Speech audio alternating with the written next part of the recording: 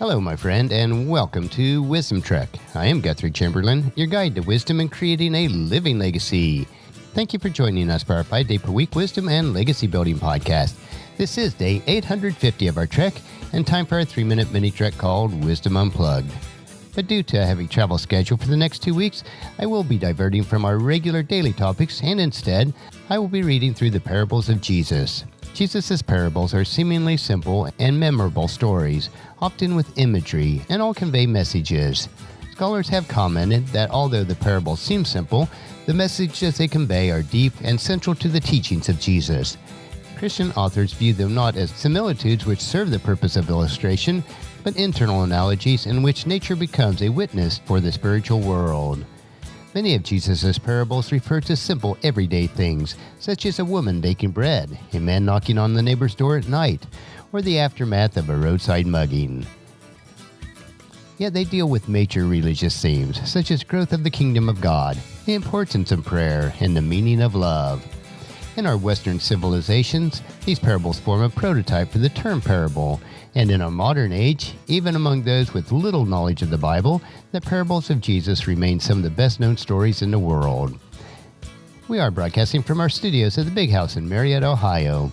Our parable for today is taken from Matthew chapter 13, verses 24 through 43, and it is about wheat, weeds, seeds, and yeast.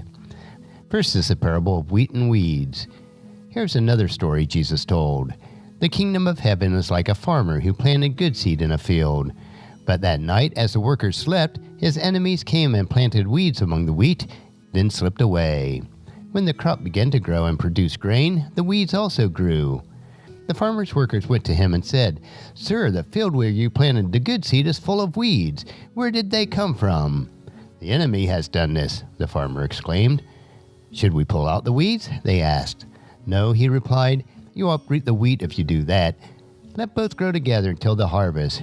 Then I will tell the harvesters to sort out the weeds, tie them in bundles, and burn them, and to put the wheat in the barn." Next is the parable of the mustard seed. Here's another illustration Jesus used. The kingdom of heaven is like a mustard seed planted in a field. It is the smallest of all seeds, but it becomes the largest of garden plants. It grows into a tree, and birds come and make their nest in its branches. Next is the parable of yeast. Jesus also used this illustration. The kingdom of heaven is like the yeast a woman used in making bread. Even though she put in only a little yeast in the 3 measures of flour, it permeated every part of the dough. Jesus always used stories and illustrations like this when speaking to the crowds. In fact, he never spoke to them without using parables.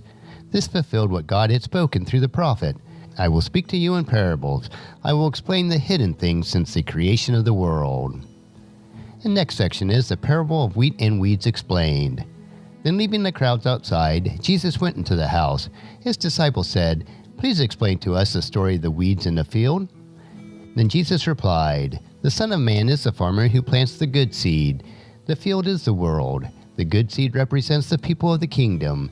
The weeds are the people who belong to the evil one. The enemy who planted the weeds among the wheat is the devil. The harvest is the end of the world, and the harvesters are the angels. Just as the weeds are sorted out and burned in the fire, so it will be at the end of the world. The Son of Man will send his angels, and they will remove from his kingdom everything that causes sin and all who do evil. And the angels will throw them into a fiery furnace, where there will be weeping and gnashing of teeth. Then the righteous will shine like the sun in the Father's kingdom. Anyone with ears to hear should listen and understand." Well, that's the end of our parables for today.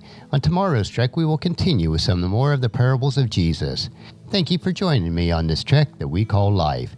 Encourage your friends and family to join us and then come along with us tomorrow for another day of Wisdom Trek, creating a legacy.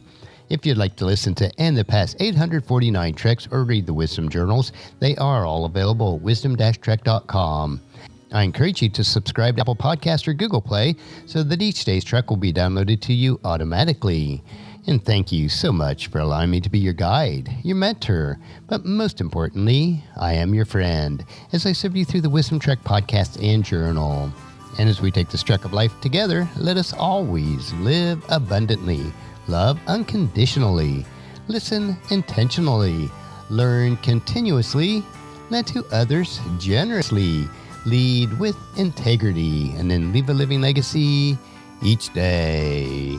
I am Guthrie Chamberlain, reminding you to keep moving forward, enjoy your journey, and then create a great day every day. See you tomorrow for Wisdom Wednesday.